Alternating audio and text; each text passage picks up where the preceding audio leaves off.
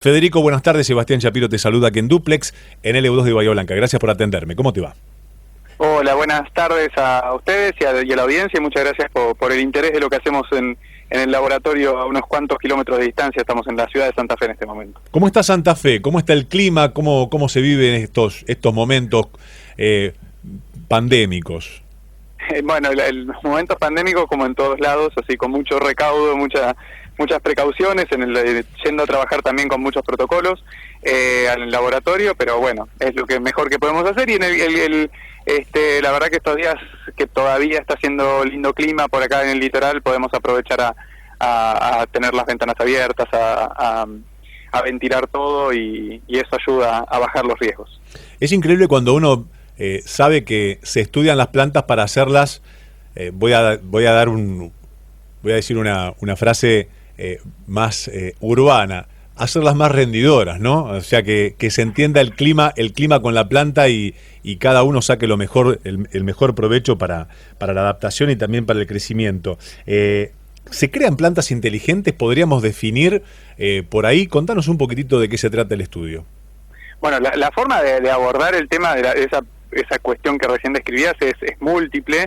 Se puede abordar desde la agronomía, se puede abordar desde la biología molecular, que es lo que hacemos nosotros, pero en definitiva hacer cultivos inteligentes no necesariamente implican generar nuevas variedades que sean súper de élite y que resistan y toleren todo, sino también pensar en estrategias de cultivos de agricultura sustentable que permita proteger la productividad de los cultivos y a su vez hacerlo en un contexto de pleno o máximo respeto al ambiente y a la salud de los consumidores. Eso es a lo que como generación básicamente tenemos que apuntar, como generación de científicos y científicas, apuntar en un contexto súper dramático de cambio climático, ¿no? En este sentido, cuando hablamos de cambio climático, en general pensamos en lo que entre comillas llamamos calentamiento global, que implica que la temperatura del planeta año a año en promedio va aumentando. Pero eso no significa que todo el tiempo haga más calor, sino que somos testigos de catástrofes climáticas más recurrentes, como grandes calores o grandes heladas, lluvias torrenciales, sequías impresionantes, y eso, bueno, obviamente tiene aparejados muchos peligros, entre los cuales se incluye la baja de la productividad de los cultivos.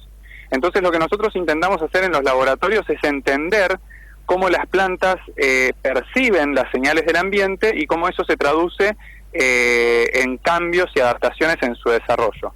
Porque básicamente nosotros, si tenemos frío, calor, sed, nos movemos y buscamos abrigo o buscamos agua o lo que necesitemos, pero las plantas no se pueden mover. Claro, y cuando hablamos de esta adaptación, ¿de qué tipo de especies de planta estamos hablando y para qué suelos y para qué climas? Bien, nosotros este trabajo lo hicimos en respuesta al frío, que es uno de los estrés ambientales más recurrentes, y después eso se puede hacer en diferentes especies. Nosotros a este trabajo en particular, que publicamos en una revista internacional muy destacada y por eso tomó trascendencia pública, digamos. Molecular Plant, ¿no? Es la revista por si la gente lo quiere buscar. Molecular Plant, que es una de las dos revistas más importantes del mundo en biología vegetal. Lo hicimos en una planta modelo que se llama Arabidopsis thaliana, que no se come, que no sirve para nada, pero que es muy simple, y así como usamos a los ratones como modelos de los humanos cuando queremos buscar respuestas sobre medicina o el comportamiento de nuestros órganos y demás, nosotros usamos esta plantita que es muy simple para abordar preguntas muy complejas, porque nos permite entender más fácilmente ciertos modelos moleculares, etcétera. Así que bueno, este trabajo lo hicimos específicamente en Arabidopsis, pero tenemos en nuestro laboratorio otros proyectos, por ejemplo en tomate, que llevan muchísimo más tiempo y es mucho más complejo abordar, pero bueno, todos estos modelos y estos descubrimientos que hacemos en Arabidopsis nos ayudan de base para poder abordar en especies mucho más complejas las mismas temáticas. ¿Y cómo se logra identificar esos mecanismos que aumentan la capacidad de las raíces de las plantas para absorber el agua, los nutrientes del suelo en condiciones de bajas temperaturas, como estás diciendo? Bien, en realidad, vieron que en invierno, por ejemplo, las plantas crecen menos, ¿no? Claro. ¿Por qué? Porque hace frío. Y eso es porque las plantas, como les decía, como no se pueden mover, pero tienen otra característica, que es que no pueden regular su temperatura corporal. Nosotros hace frío o hace calor, nuestra temperatura corporal está entre 36 y 37 grados. Si tenés más, tenés fiebre.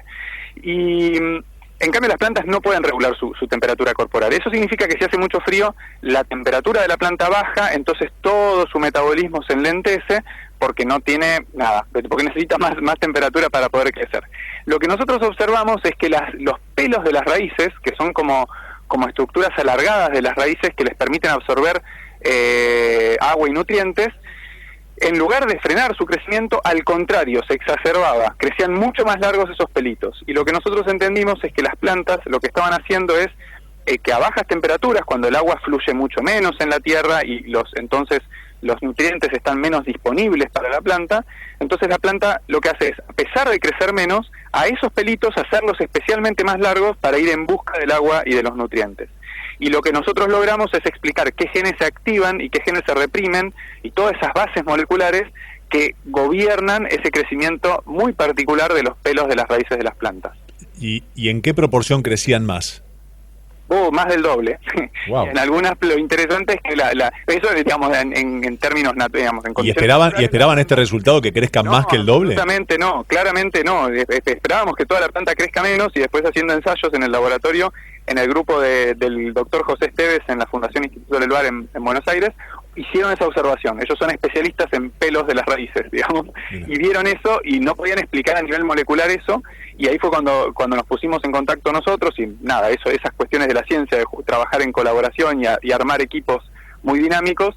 Nosotros somos más especialistas en la regulación de la expresión de los genes, y lo que encontramos es qué genes apagaban y qué genes se prendían, y entonces después, usando plantitas mutantes o transgénicas, donde apagábamos un gen, prendíamos el otro de manera más artificial, lográbamos hacer pelos más largos o pelos más cortos en respuesta al frío. Y ahí fue cuando pudimos poner todas las fichas del rompecabezas en orden. Se me ocurre, Federico, y contestame si en un futuro se puede desarrollar para cualquier tipo de cultivos para que este desarrollo no tenga ni temporada alta ni temporada baja, sino ir modificando a la planta para que alcance su mejor performance dependiendo más del clima que de otra cosa.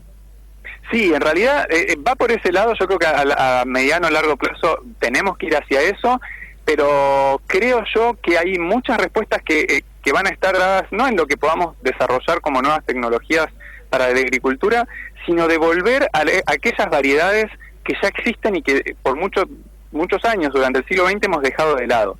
Si vos pensás, por ejemplo, que en Perú hay 4.000 tipos de papas distintas, variedades distintas, o que existen más de 700 variedades de tomate en el mundo, y nosotros acá ¿qué comemos? Tomate redondo, perita, algunos cherry, y se terminó. Exactamente. ¿Qué te doy? Cherry, perito o redondo. Y se terminó, no hay que... Están divinos cualquiera de los tres, negro, y hay 700. Y hay 700, ¿no? Y conocemos los genomas de esos 700 tipos de tomate y demás. Es un montón de información que lo que nos permitiría a nosotros es decir, ok, si nosotros sabemos todo esto de las bases moleculares que gobiernan a cómo crecen las raíces en el tomate, y de repente vamos y miramos esas diferencias, o sea, esas son cosas que nosotros, los biólogos moleculares, sabemos hacer, es mirar esas diferencias en todas esas variedades, es decir, tal vez estas 5 o 10 variedades anden mejor en el sur de la Argentina, por ejemplo, que hace más frío, y estas otras tantas sirvan más para el Chaco, donde el suelo es más salino, donde ahora está desertificado, digamos, por la deforestación, etcétera, y empezar a decir, bueno,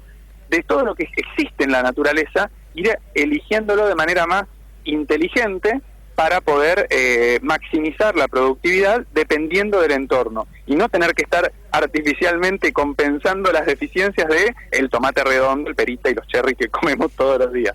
Eso me parece que a eso sería maravilloso que podamos hacer, que sería diversificar los cultivos y aprovechar de cada variedad aquello que pueda congeniar mejor con el ambiente. Ahí está. Federico, felicitaciones por este presente y también por todo lo que están investigando, porque va a ser de gran utilidad para todas las personas y más para un suelo tan productivo como es el de la República Argentina en toda su biodiversidad.